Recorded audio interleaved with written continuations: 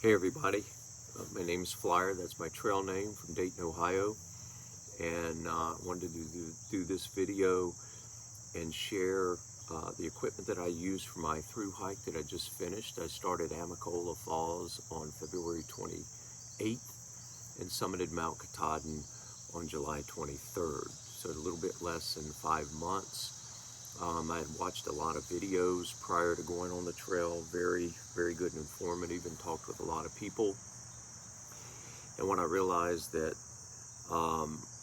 there could be quite a bit of difference between what somebody finished with and what they started with. So I wanted to share you what my gear was that I used. I want to go through this fairly quickly and then maybe do a follow-up video and explain some reasoning by it. I was geared more toward a ultralight hiker.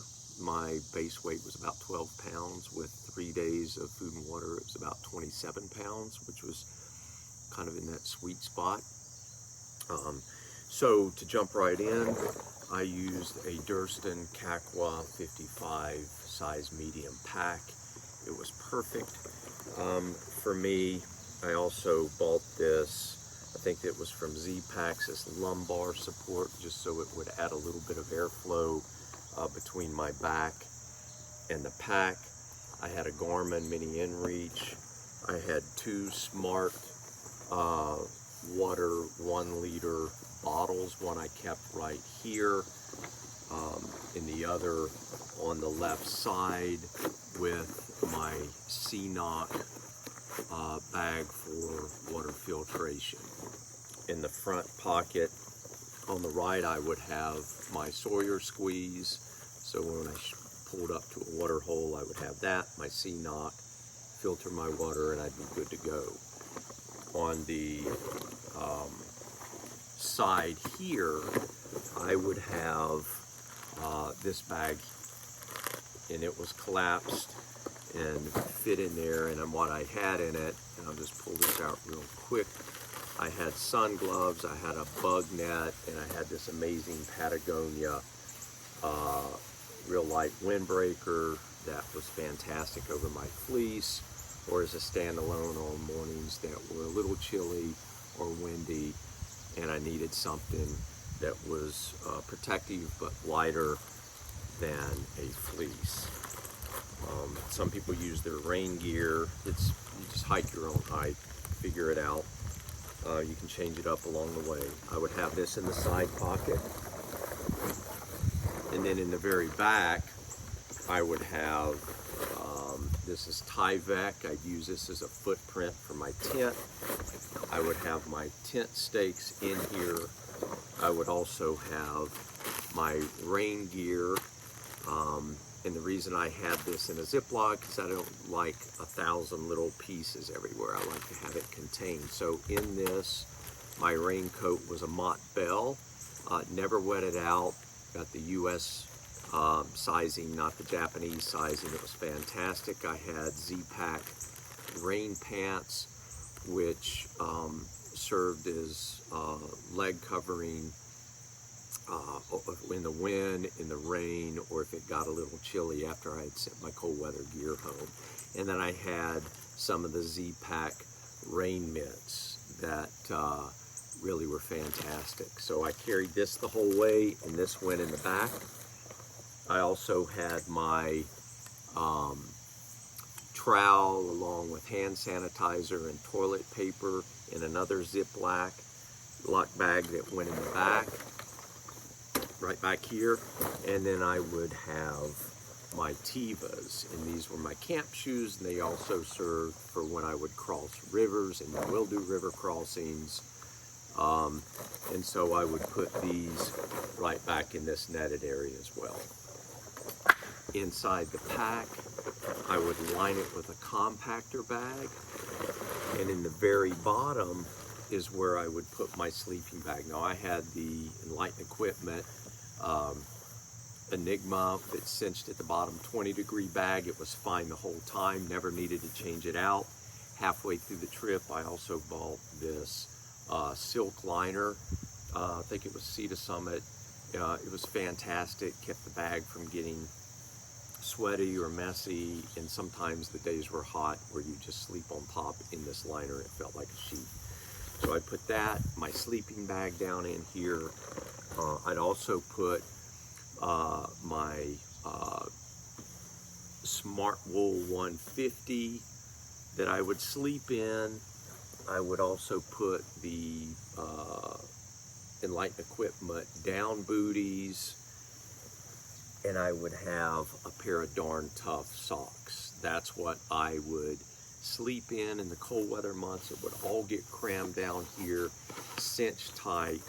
This would go in the very bottom of my pack with a compactor bag. And then I would take this Sea to Summit pillow, fold it up, cram it right beside that sleeping bag. On the top of that, I would have my Thermarest air mattress, and that would be like a shelf over top of the sleeping bag and the pillow. Next, I would have my clothes bag, and in here I would have an extra Outdoor Research sun hoodie. I would have an extra pair of Injinji socks and darn tough socks. Okay, I would have an Outdoor Research t-shirt that I would sleep in the summer months, and then I would also have an extra pair of shorts that I would just sleep in. Okay, so you want to have dedicated sleep clothes. That would go in here. Okay, and then right beside that, I would have my Rab. It collapses a lot more than this. It was a Puffy. Puffy was used quite a bit, but I sent it home, as I did all my cold weather gear, after I got to the Grayson Mountains in Virginia, because it can really get cold there. But once we got to the other side of the Graysons, I would send cold weather home. And that cold weather would be my down booties, my wrap jacket, my Smart Wool 150 long johns, and then also my gloves. Okay, so on top of that, then I'd close up this compactor bag, and then on top of that I would have my 3 Dyneema separate bags. One was the first aid kit. You can research what goes in there. One was a Dyneema. I got these on Etsy. Hygiene bag. I would have my vitamins, toothbrush, mirror, that kind of dental floss, that kind of thing in here. And then I would have my electronic bag. My electronic bag, everything was USB-C, so it was compatible. I had an Anchor fast charge with 2 ports on the back. I would have a 3-foot cord. I would have a 1-foot cord, and then I would have the 10,000 megahertz power bank. And the 1-foot was really handy because there's times where, say, my phone or my Garmin wasn't quite charged. I could plug this in and plug the other end of my phone, put these both in my fanny pack, and it worked great.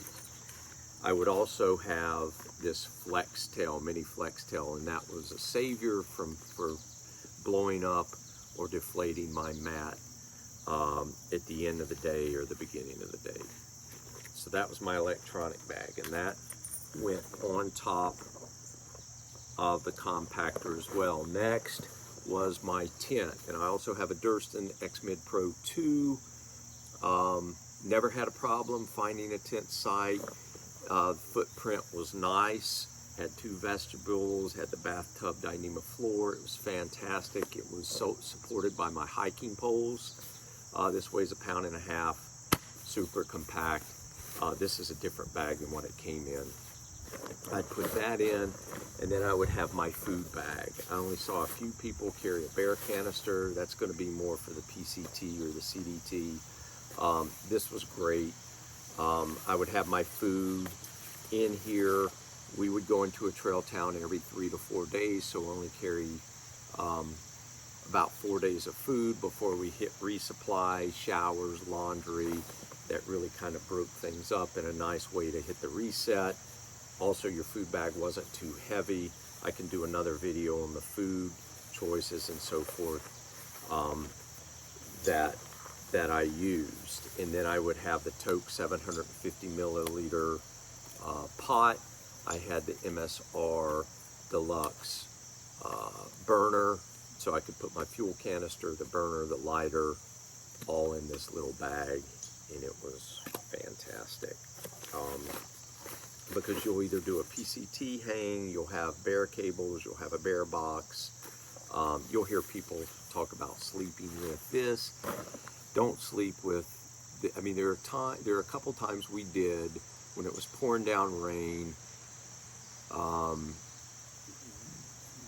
and we did, but there are other times where there's no way we would have slept with this. I mean, one of my friends that I was hiking with actually had a bear come to the outside of her tent sniffing in, and she had to kind of fight it off and scare it away. So take the extra time, hang your bag, don't be lazy about it, and then you'll be good to go. So when we got to the Graysons, that's when sent all this winter gear home. It lightened my pack. So what I was actually wearing on the trail, starting out, I had 2 pair of ex officio underwear. Obviously 1 pair went in the clothes bag. I wore a pair. These are the shorts. These are the Arcturzic. I mean, you can get whatever you want. And then I had, this is my other sun hoodie. Sun hoodies are fantastic because you don't have to put sunscreen on your arms. If it gets a little chilly, throw your hood up over your hat. Definitely going to come in handy when you get up into Massachusetts and north because of the deer flies and the mosquitoes. Sun hoodies, I just can't say enough good things about them. In the winter months, I also, in addition to this, and I would carry I would wear these Outdoor Research Feroci joggers, super lightweight, wonderful pants, easy to hike in, didn't carry a lot of weight, but these got sent home too after the Graysons. And after the Graysons, just hiked in shorts. If I needed some long pants, I would put my rain pants on, okay? And so in the early months, I would wear a smart wool toboggan. After that, I just wore this hat, sun hoodie, and that was it. On my feet, I would have a pair of Injinji, and I would have the smart wools. Never got a blister. That was a great combination. And I had Dirty Girl gaiters. These kept the debris out. They were fantastic. On my feet, I had Topo. You'll see people, nobody really wears hiking boots. People will either have Topo, Hoka Speed Goats, or Ultra Lone Peaks. I like Topo. These are the Traverse. They have a rock plate, and it really helps when you're going over the stumps and rocks, especially when you get up in Pennsylvania and New England. They work really well. I had to get off the trail for a week in Damascus because of a shin splint. I had switched up shoes that did not have the rock plate, and probably shouldn't have done that back in Irwin, Tennessee. And so went that stretch between Irwin and Damascus with a shin splint, got back on the Topo Traverse, all was good. You'll go through about 4 or 5 pair of your shoes. And then I carried a fanny pack. I got this Hyperlight, waterproof, fantastic. In it carried my wallet and sunblock for my lips, and a Swiss Army micro knife. Used it quite a bit. Also carried a Benchmade mini bug out, which unfortunately I lost, and I replaced it with a cheapo knife that really didn't use it for much. Everybody has a fanny pack. This is what I used, and I also put my phone in here. In the back, I would put electrolyte packets, which you definitely want to put electrolyte in your water when you get up into the hot months, because it'll make a difference. Last off, finally the fleece. I started with a rab, which I love rab. Most fleece are around 10 or 12 ounces, but I heard about this thing called Alpha Direct. This is the material. It's fantastic. It weighs 4 ounces. This is a company out of Lincoln, New Hampshire. It's called Bourgeon. I like it. I'll tell you though, I favored my friend's hoodies that had a drawstring around here, because if you had this on and the wind blew, it just came right off. You want to cinch it a little bit. Check out the Alpha Direct. Wind will go right through it, so when I put my, if it was really windy and I put my hoodie on, I was good to go. Or that wind shirt, that Patagonia windbreaker over this was as warm as my puffy. So that's my gear. That's going through it real fast. The idea is to hike your own hike. You can change out things along the way. You'll see all kinds of combinations. Be confident in what you start with, but also know that you can change it when you need to. And keep a good mindset. Like I said, we hit a resupply about every 3 or 4 days. You'll meet wonderful people you hike with. You'll test yourself in ways you never thought you would. But just keep a clear mindset. Know that tough days don't last as much as you'll have a day that's rainy and the mountains are tough and you don't feel like the mountain's ever going to end. You just dig in and you get to the next rise. Allow yourself to mentally reset, and then you'll find that there'll be moments where you see a sunset and you're so happy you stayed out there. So I'll have other thoughts as I go along, but I just initially wanted to get this to you folks that are doing your research. Hope this is helpful. Use what you can, throw out what you don't want. This is what I ended with. It was fantastic. If you have any questions, I'll try to answer them. Yeah, if you're preparing, you'll never experience another thing like it. It's fantastic. So I wish you all luck.